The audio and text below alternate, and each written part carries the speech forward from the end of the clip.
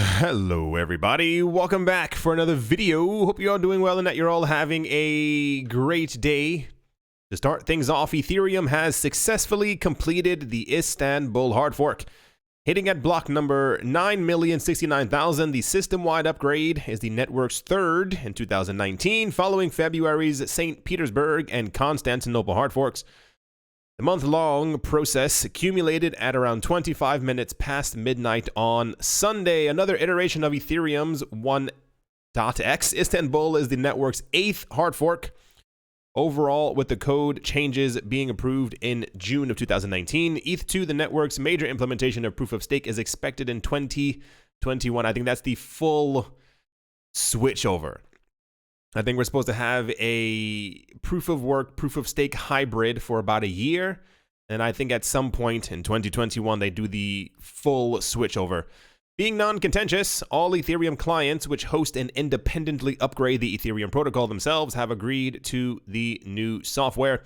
According to a blog post from Ethereum's Venture Studio Consensus, the main issues addressed by the 6 EIPs for this upgrade are denial of service attack resilience, interoperability with Equihash-based proof of work cryptocurrencies such as Zcash, and gas costs have also gone down. Stepping back, the cost to send a transaction on the Ethereum network is called gas and paid in fractions of ETH called GWI. I don't know. I've never known if it's GWI or GVI. I've heard both said before out loud. Lowered costs, gas costs enabled by Istanbul's EIPs are meant to increase bandwidth on the blockchain and foster zero-knowledge privacy technologies such as ZK Snarks. 1, yay, it finally happened. 2, I've looked around and I've seen conflicting answers, results as to exactly what this particular upgrade has done and exactly what it's going to do, especially if you look over here. There's a tweet from Vitalik on the 19th of November. After this hard fork that we just had, known as Istanbul, apparently, it says, account abstraction, first-class smart contract wallets, Casper proof of stake, resource-efficient light clients, optimistic roll-up around 3,000 transactions per second post-Istanbul, non-interactive ZKPs for privacy and scalability, your staking will be rewarded, much more transactions per second post-sharding. All right, so on a couple of different websites, a lot of people, I think at this point, I think it's impossible to please everyone. A number of websites were upset that Ethereum had actually gone forward with the hard fork, or that it had happened, or that they were already saying, I can't remember the exact website, but they were saying it was something along the lines of 3,000 transactions per second, still not fast enough. And they were noting how even if Ethereum could push to 3,000 transactions per second after this upgrade, that Bitcoin was still faster with its side chains. And I was like, give me a break, dude. So depending on, like I said, where you look, it says like this iteration of Istanbul only cleared up these things, but not the actual 3,000 transactions per second. I saw another website saying that people were testing to see if Ethereum was now capable of 3,000 transactions per second, but apparently it didn't even get close. The other part being, for those of you maybe or may not are looking at the screen, it has a timeline of all the things that have happened on Ethereum. Beginning of it was Frontier in July 2015, going on. Constantinople, Istanbul is the one that we had right here in December 2019. Muir Glacier is the one that we were just talking about a day or two ago, where they're trying to delay the ice age happening on the blockchain as far as like kicking people off and making sure that they transition to proof of stake. The other part right here is the ETH 2.0 beacon chain. This is, as far as I have seen, supposed to happen on the 3rd of January. This is meant to be the Istanbul was meant to be the ground framework, like the building up of the structure for the actual thing. But apparently on the 3rd of January, that will be the final click of the key. Is that a saying? Turning of the key to kind of get everything really going. And we're supposed to then have, according to internet reports, at 3,000 transactions per second, yada, yada, yada. And I think the beginning of the hybrid for proof of stake and proof of work. I think this has been going on for such a long amount of time. This is kind of the way I feel about it. I think a number of websites were simply just confused because there's so much information as to exactly what's supposed to be happening. Like there's even a time frame for what's supposed to happen with Ethereum by the year 2021, 2022, and 2023, and it's like, all right, but we've been hearing about what we just had, and I know I think people are very cynical in their own kind of way. I think when people think that there's a hard fork happening, or that some type of a major upgrade has happened to a system, that there's actually going to be fireworks above their house. Like, people will be texting them in mass saying, oh my gosh, the hard fork has happened. The market skyrockets, everyone loses their mind, yada, yada, yada. Prices go insane, everyone loves it. But it's all digital. Like, you've woken up before at times where Bitcoin has gone up by 14, 28%, and you didn't have fireworks over your house. Like, these things happen because they're digital, and we can't really see as the actual effects are currently taking place. So a lot of websites were talking about, yeah, the hard fork happened with little fanfare. And it's like, yeah, because people were sleeping. Like, people, I'm sure, weren't sitting at their desk like salivating, waiting for the actual 25-minute to pass midnight so that they could actually see the hard fork happen, because they couldn't, because it's all digital. The entire point being, we have passed the first point, the first part, if you will. We are apparently, so saith the internet, less than a month away from the full implementation of this hard fork. I think this was the first half. The second half is apparently coming relatively soon. I wonder what effect this will actually have on the price of Bitcoin. See, I'm so used to saying Bitcoin. On the actual price of Ethereum. In not a pessimistic way. It's more like we've all seen the extra attention that Tron, Cardano, and EOS have been having as of late, in comparison to Ethereum, or even more so. They seem to be taking some of the limelight or the spotlight from Ethereum. We've had other upgrades before on Ethereum, like even the actual issuance rate. I don't know if it says it somewhere around here as well. Yeah, the Constantinople one, the block reward was reduced from 3 to 2 ETH. I think we're also on the train headed to 5 to 3 ETH, 3 to 2 ETH. I think we're also very close to it turning to 1 Ethereum as the reward. And also, they noted, I think sometime either next year, I think it's what it is. No, it's not nowhere around here, where the issuance rate of Ether is going to be 0.2 Ether, down from the 5 where it was in 2017.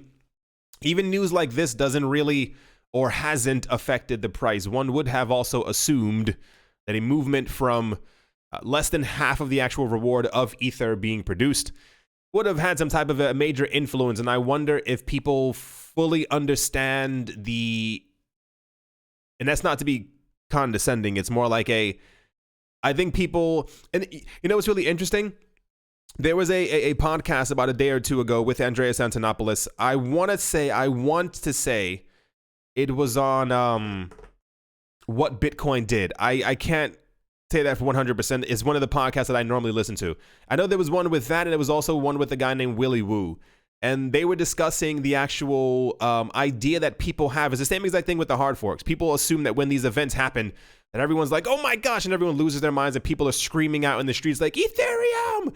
But that's not how things go. And they were discussing, when people get into the cryptocurrency space, my friends, a lot of my friends are guilty of this as well. Not all of them. You know who you are. The ones who actually do their due diligence, and like, they tell me that they've been reading, and I can see that they've been reading and understanding. But the entire point is, a lot of people think that when they get into the cryptocurrency space, if they themselves buy a fragment of Bitcoin or buy an entire Ether or so and so and so, that a couple of hours later, as they check their phones or check their devices or whatever, that the price is supposed to start moving up because they purchased. It's this, I bought some, why isn't it moving? I heard this was great, why isn't it going up? My friends made money before me, why am I not making money?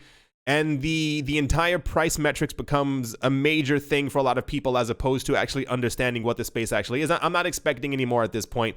I've lost all fervor, energy. Is fervor a word? I've lost a lot of my energy for trying to explain to people. I have a friend, bless his soul. He was looking for alternative things to be able to invest his money into. He never really got into investing, and I told him, you know, listen, I can help you within the cryptocurrency space, but please read, do your yada yada, so and so and so.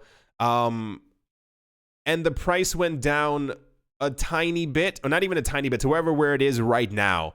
And he sent me about 15 texts yesterday asking, is it still okay? Is it good? Is everything fine? Should I cash out? Should I buy more? And I'm like, I can't be responsible for every single human being. Like, me even doing this channel also takes a lot out of me, because we've spoken about this before. Like, I give you the news. I tell you what's happening. I try to keep you informed of what's happening on the cryptocurrency space, because usually within a day, there's so much news and it's difficult to filter a lot of it out. So I try to give you exactly what the most pertinent news for you and the cryptocurrency space is. And then to only have 15, 25 extra people in my personal life coming to me asking, hey, yeah, I saw the price went down by 600. What do you think is going to happen? And like having to, it's exhausting having to explain, well, this happened and then Bakkt launch, and then but nothing happened when Bakkt launch, and then the hard fork happened, but there's not going to be another hard fork, and then this coin forked off, and you see them going cross-eyed as they're listening to you because they have no idea what's going on, because they haven't read anything themselves. All people want to hear is that I bought. Why isn't it going up? And this is why we see a lot of people getting into the market. Prices go up a little tiny bit. People rush in, buy, and then the moment prices start going back down, they're like, well, this is ridiculous. I mean, the price isn't going back up. This is such a scam. And it's like, but it's not though. It's really not a scam. It's just that you are incredibly impatient. This is whatever. I'm digging far too deep. The entire point being of what I'm trying to say is that people don't take notice of these actual upgrades and things until it's not that it's too late. It's more like it's like imagine hearing that Microsoft and Apple, probably never going to happen, are going to have a merger at some point in the near future. They're going to start using blockchain. They're going to start doing so and so. And people run and buy their stock and they're like, oh my gosh, did you hear about this? They buy it. And over the course of a year, the stock goes down and everyone's like, well, what happened to the merger? Like were they putting out fake news for that?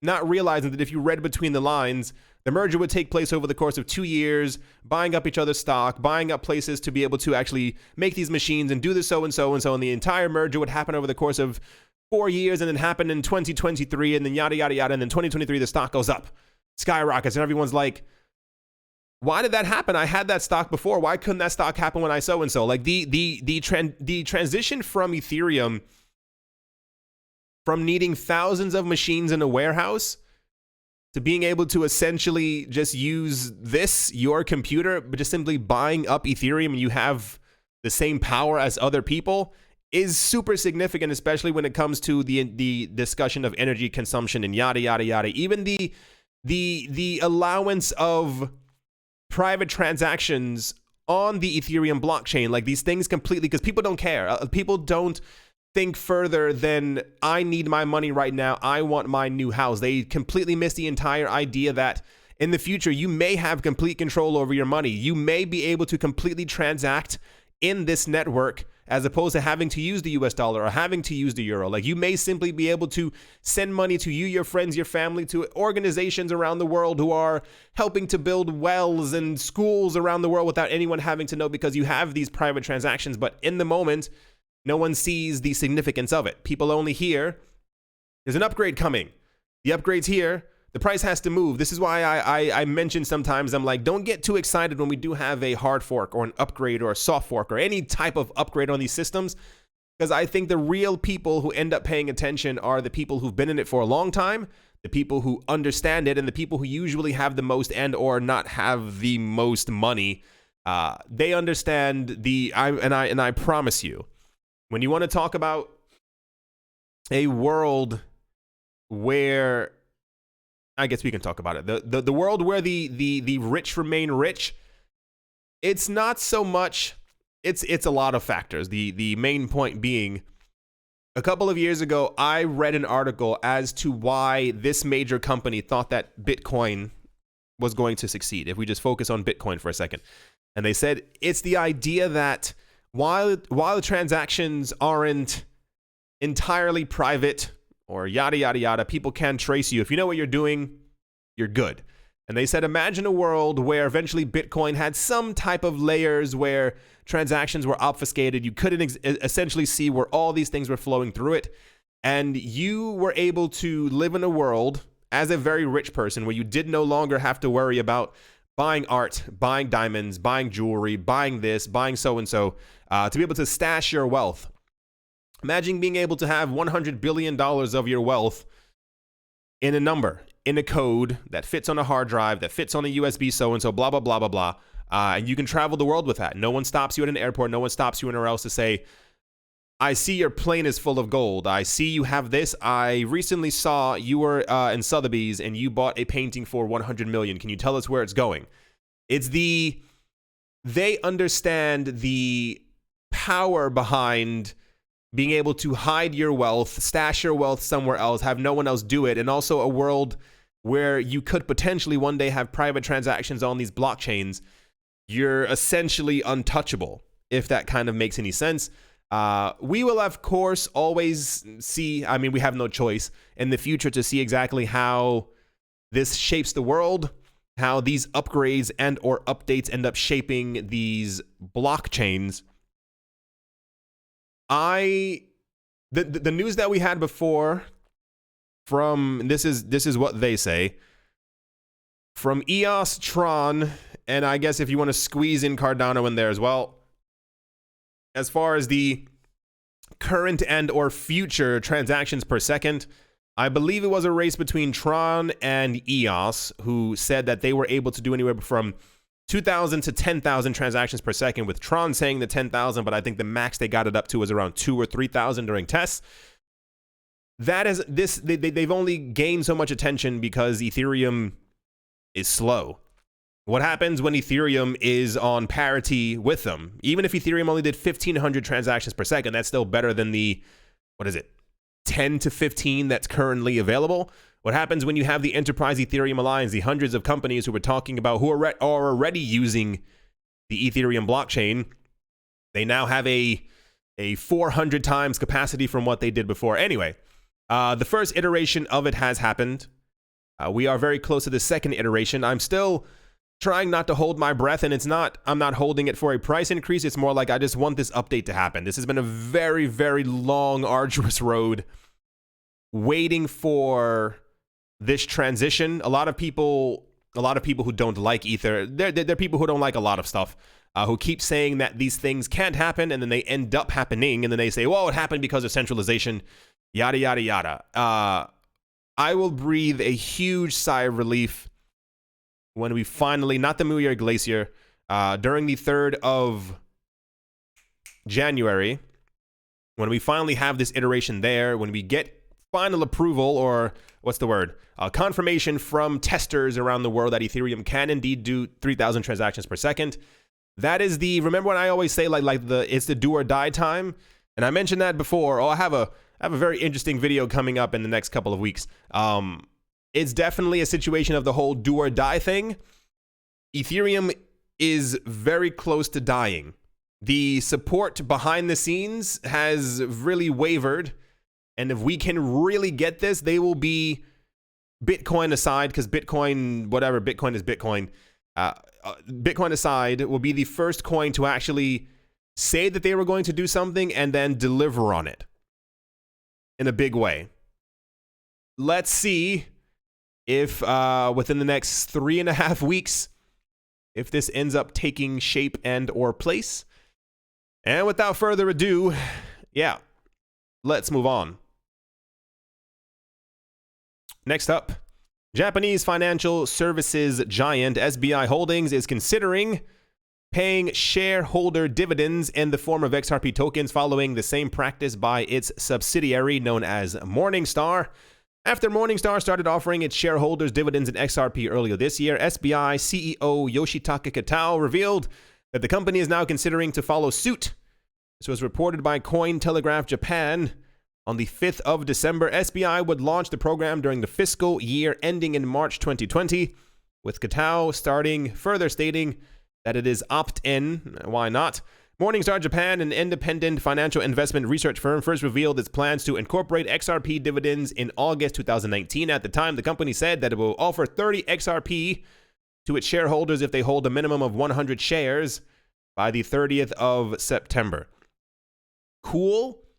This is also relatively large news. I think news of any type of dividend anything within the cryptocurrency space is causing a lot of hype right now. I don't think this hype is going to die down for a number of reasons.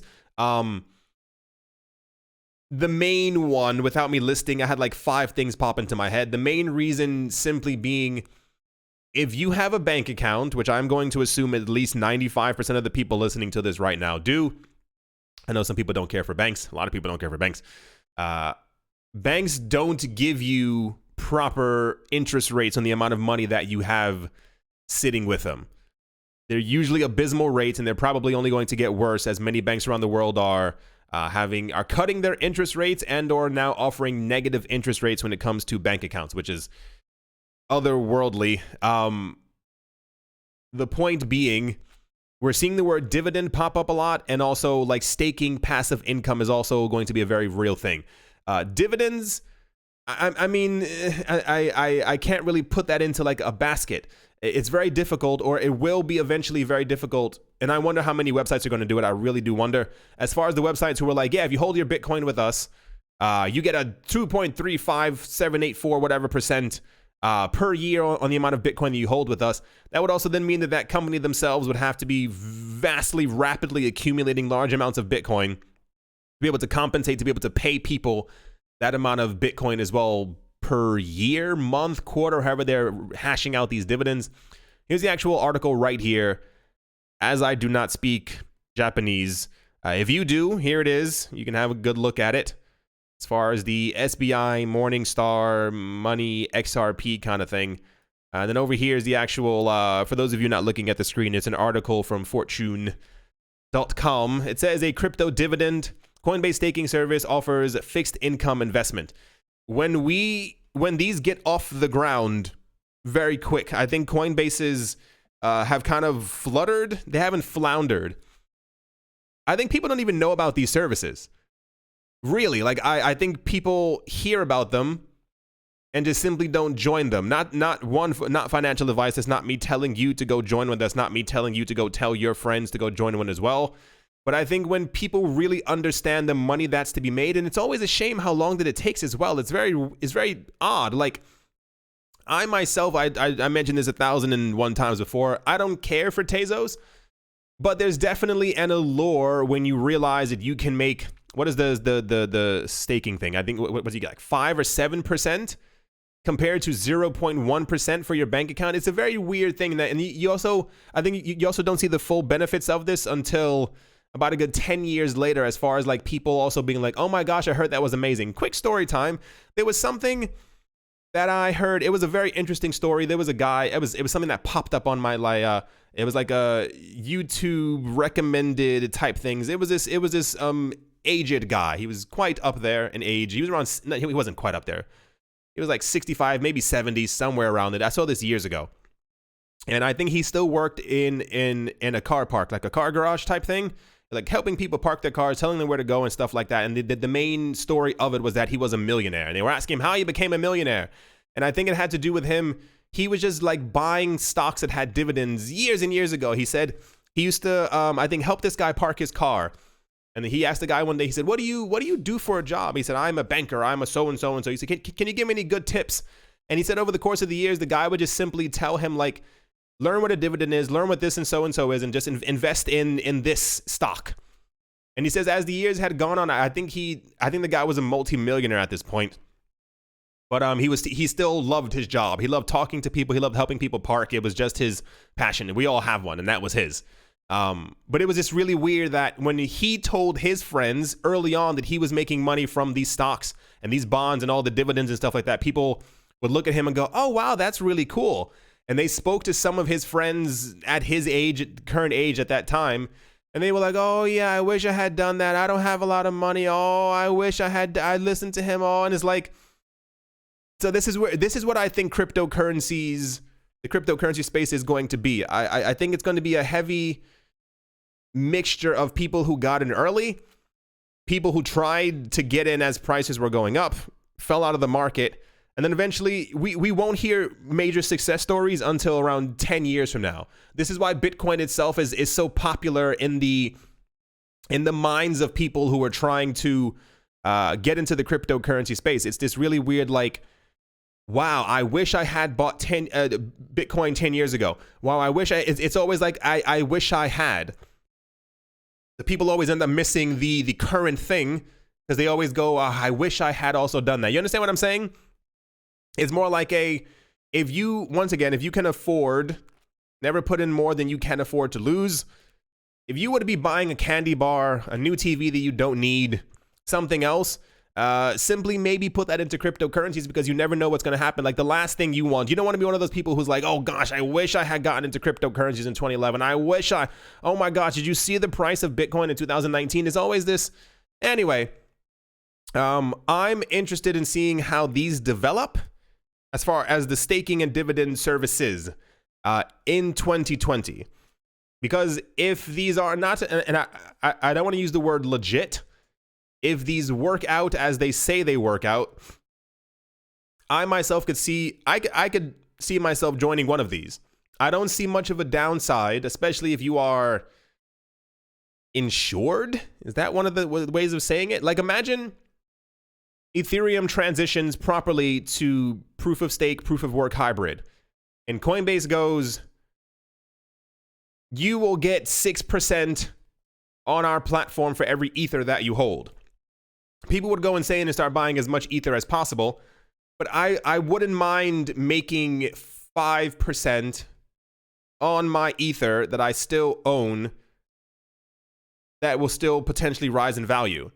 There seems to almost be no downside except for the fact that Coinbase is basically a bank and they would have banking practices. But you understand what I'm saying? Anyway, I'm interested to see exactly how these things develop because I'll be honest with you, I probably will join as long as they're like legit coins or like legit platforms.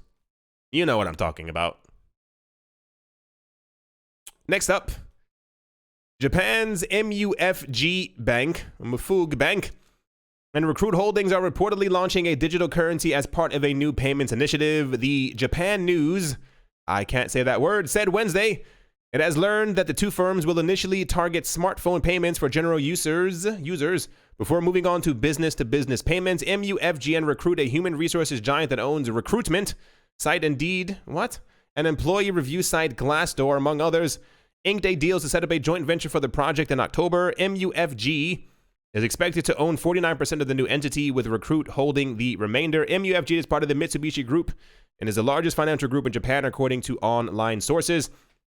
Apparently aiming to launch in Q1 of 2020.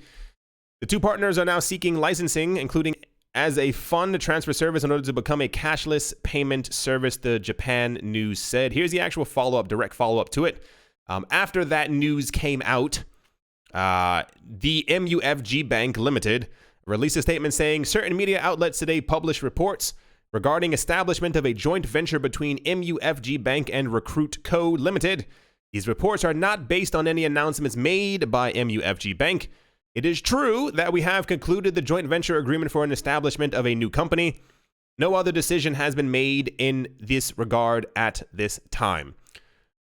Usually, what we've seen in the cryptocurrency space, have you guys ever seen, there was an episode of Family Guy, this was years ago.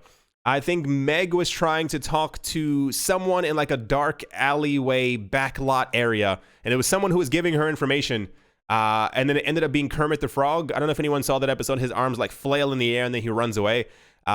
Every time we get news like this, I always imagine like someone standing in a dark corner, giving CoinDesk or Cointelegraph like some type of like nefarious news, and then the person just runs away like Kermit. It's always in my head every single time. The point being that whenever we get news like this, pretty good track run. It's always someone who has information or like an insider or someone close to the source. We get news. About a couple of hours later, someone else is like, no, we had no, we didn't do it, no. And then about a week later, the people who said no are like, we're proud to announce that we have partnered with, and it's like, okay, we get it. Everything else seems to hold up, even the news that MUFG had partnered with Recruit Co. So one can only assume, assumption time, that this is probably also going to go down as well. We're getting a lot of openness, as it were, the last 2 weeks about financial institutions creating their own digital currencies in some sort of way, and governments being okay with it. I wonder if that's leading up to something, question mark, question mark, question mark. It can't be anything like that I mentioned before. Anyway, MUFG is apparently probably going to launch their own digital currency. Surprise, surprise, surprise, surprise. Here's a really good one. Poloniex seems to be quite defensive about its recent partnership with Tron. The exchange reacted to a Twitter thread by DigiByte co-founder Jarrett Tate. Immediately, they announced a delisting of DigiByte right after he wrote that. For those of you who don't know, a couple of days ago, 2 weeks ago, there was news. Remember this? Yeah, there was news that Poloniex was going to, I think, list Tron, or something was going to be Tron-y. Something was happening.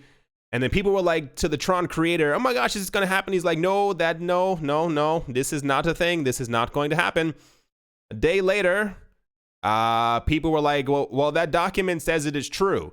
It was that apparently Tron, this so saith the news, apparently Tron had bought Poloniex, and then this is why Poloniex ended up listing Tron. Noticing a pattern, the Poloniex exchange disapproved of criticism against the Tron protocol, and has certainly had reasons to do so. Poloniex is currently applying to become... Come on. Poloniex is currently applying to become a Tron super representative, which is ridiculous after Tron just purchased them. You can't purchase an entity and then make that entity a super representative. It's you. That doesn't... What... Poloniex is currently applying to become a Tron super representative. I see no reason for the application process as they are Tron. And alongside, it has acquired Tron Market, transforming it into Poloniex Dex. Hence, Tate's thread sparked the reaction. Tate said, by not qualified, you mean DigiByte is truly decentralized, was never an ICO, and isn't 100% pre-mined. Duly noted. Poloniex is the new scammer's paradise. The less DigiByte in the possession of the Tron con job, the better.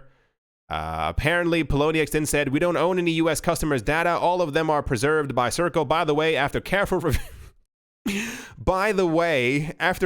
review, we decided DigiByte is not qualified for our listing standards. We will delist DigiByte soon. Details to be announced. The delisting was initially mystifying as Poloniex had finished with the bulk of its delistings in 2019. Most of the decisions were related to the problems with the digital assets on the US market or low liquidity. DigiByte, on the other hand, is a project with a robust community, I wouldn't say that, which survived the big Poloniex cull. The recent delisting sparked outrage for specifically targeting a coin and essentially censoring its market. I'm going to say it here. I'm going to say it now. If you've been with this channel, digital hug to all of you. There's a reason, and I've said it before, there's a reason, this is my personal opinion, why I do not like Tron from the get-go. And even more so, and I'll put it to you this way, and listen. If you grew up, I don't even know, I assume it went beyond this. If you grew up in an English-speaking country, Tron is a movie. Tron is a video game. When we first got news years ago that someone was creating a crypto called Tron, me and my friends laughed. It's like creating a coin called Bunny, or like Superman coin, or like Batman coin. It has that same ridiculous ring to it. If you grew up with the movie Tron, if you saw the remake of Tron, if you played the Tron video games, it made it all more ridiculous. From the get-go, it sounded like a joke. Remember in the very beginning as well, when people were looking through the Tron white paper, and it was copy and pasted. Yeah, remember this part? It was copy and pasted from other people's white papers, and the people from Tron said, no, you're looking at it wrong. What it is that we use their words because we decided to use some of the same protocols that they were using, as opposed to, putting it in your own words. I myself, I'm like the more news that we get from Tron, the more ridiculous it all becomes. Remember all the partnerships that weren't really partnerships? The partnerships that they had, what was it, with Google? And they were using Google's cloud services or Amazon. It's all nonsensical. So when we had the news about 2 weeks ago, I was like, here we go, about Poloniex acquiring Tron. And it was because the people from Tron had bought a stake in, I don't know the number percentage in Poloniex. If you feel that someone can't talk negatively about a coin that you made, or a coin that you have, or a coin that you support, it shows that your coin is incredibly fragile. There's a reason why many other coins continue to exist and are on other platforms, regardless of what other people might say to them. It's because even with whatever, the coins are still resilient. We will probably hear more about this little adventure as far as the delisting. I wonder what would happen. I would love to, and I mean, I know it's not going to happen because money. I would love to see what would happen. I mean it. If Vitalik Buterin, if yada, yada, yada, if all these other people, if the people from Cardano came out against this and said that they didn't appreciate what Poloniex had done, if they would also be delisted. A friend of mine, he knows who he is, I don't think he listens to my videos, found himself in a pickle. A big pickle. Why? He got into the cryptocurrency space, I believe, at the end or middle of 2017. Fell into it head first. And when asking me what coins he should get into, I said, you're super new to this. You should probably, if you are going to get into it, focus on just the top 3 coins. Why the top 3? They have the most liquidity. They're the strongest. They're some of the largest names. People may not feel 100% about each of these coins at any given time. However, these are some of the strongest, most well-known coins in the market. He said, cool, I'm going to get into that coin. I'm not going to say the name of the coin either. It's a well-known coin. I want to say it's in the top 13, 14, top 15 coins. I'll tell you in a second. Once we look at the numbers. It's a coin that most people know. It's not Tron. He's realized that, and I felt really bad for him. He realized that the cryptocurrency space is about money. Like, it hit him like a ton of bricks because he got into the space and fell in love with it because of the decentralized nature, because of the, I want to say the word community, 50-50.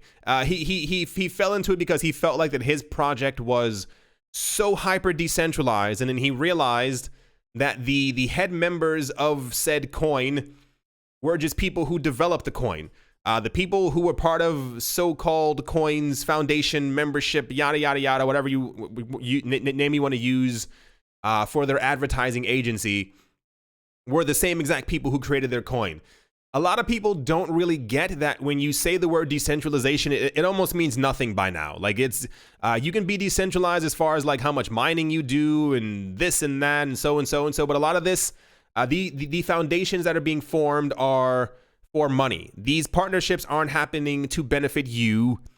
They're happening to benefit these people. Delistings and all the other stuff like that are usually because of like rivalries, yada, yada, yada. The point being, oh, his coin is also now garbage. I forgot to mention that as well.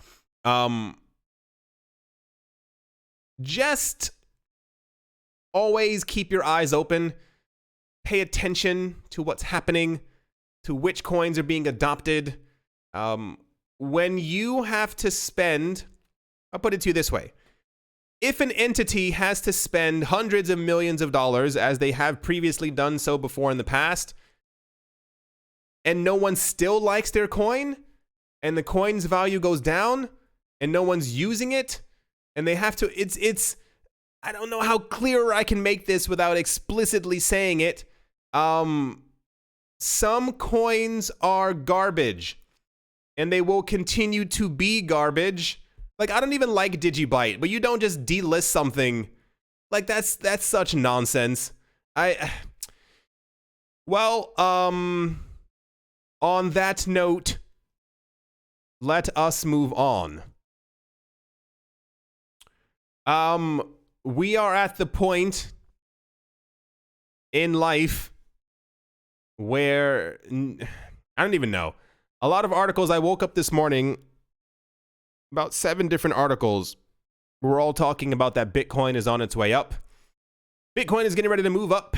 Bitcoin is getting ready for 8,500. A lot of people, they were calling it like a Santa jump or something ridiculous like that. It's more like a Bitcoin looks like it's going to move up. Santa's going to bring us a nice price, and therefore Bitcoin's going to go up. We'll see. Historically, a number of months that we have done very well with in the past for Bitcoin have not done as well this year. Any movements that we did historically, air quote C, have not really taken place this year. I'm not expecting any movements, and I'll 3,000% honest with you. I'm not expecting any movements for a couple of weeks, but we could still have something relatively soon. Kind of is what it is. Also, right here, for those of you not looking at the screen, tomorrow is the launch of the second part of the Bakkt cash-settled Bitcoin futures that are going to be launching. A lot of people are wondering if these are going to have any effect on the price. I'll say maybe. Typically before, we've seen that any launch of a futures has had a good price movement swing on the price of Bitcoin. I don't know what I'm trying to say. We'll see. We'll see by the... I think by the end of next week, if we're above 8,000, I'll get a little more giddy. But besides that, I'm expecting a very end of year lull, kind of, just to be honest with all of you. As always, open. There we go. Can open my phone. A very special thank you. What? Okay. Does anyone else have the problem where their phone just doesn't work when it's cold outside? I think I need to buy a new phone. My screen starts doing weird stuff. As always, a very special thank you to my Patreon supporters. Shoop Shoop Diddy Wop, Hummer Hummer Wang Dang, Anytime Fitness, Monk's Corner Staff, Ting Tang, Walla Walla Bing Bang, Sammy Buucha, Bodie McBoatface, Yes, 2 Crypto, Miller Hitch Test Every Day and Cal Skips Leg Day, Jim Gardner, Jeremy Fox, Minting Coins, Anthony Charles, Nick Amanjalavori, Paxis, Krypton Beer Shipmate, Vlad the Impaler, Damian Setsuna, Nick Kanaya, Richie Rich, The Third, Cryptopolis, Nicholas Renaud, One Piece, One Love, Mick Can Nick, Strange Radio Central, Crypto Artist, Coldy 3D, Milweezy, Crypto Joe, Bankroll Network, Adobo, 242 to the World, Wise, Night Owl, Jared Schneider, Triple Lemon J, Woody and Daisy, Brady Niels, Master Ventures in Thailand, Mohair, Maroney, Adam Graysick, Todd Mullis, Barebones Mining, a Bibliophobia, The Animal Reader, and Professor Wally from Gunby University. I did it in 5 breaths. Thank you all very, very much for your support. I'll tell you right now. Okay, the coin is definitely in the top 15. That's all I'll tell you. I don't want to be negative towards anyone's coin, but I mean, listen, a lot of people are going to have a very hard time when they realize that their coins just aren't good. For those of you not looking at the screen, Bitcoin is currently at $7,509. It's slightly in the red. It's not even 0.5% down. It's also the weekend. Tezos is still up. Cool. I think Tezos was like 132 or something like that about a day or two ago. Listen. When you talk about the sustainability of the Coinbase hype, here it is. Apparently, it's still working as far as them offering their official staking service. I believe it was to everyone. Yeah. It is the weekend, and we've typically seen before on weekends that prices are usually very low. I mean, the crypto market is 24 hours. However, I think we all do need a bit of rest every now and again. Very fascinating times ahead. It's a bit weird getting constant good news, and it's almost like absorbed by some mythical, strange force that just doesn't seem to allow the prices to go up. But everything in its own time. I try not to rush it, but I am human, so I do get impatient. I hope you all enjoyed. Hope that you all are having a great day, a great morning, a great afternoon, a great evening, wherever you are, wherever you might be. I do hope that it's absolutely fantastic. Thank you all, every single one of you, once again for watching and or listening. And I will most certainly be talking to you all soon. See you.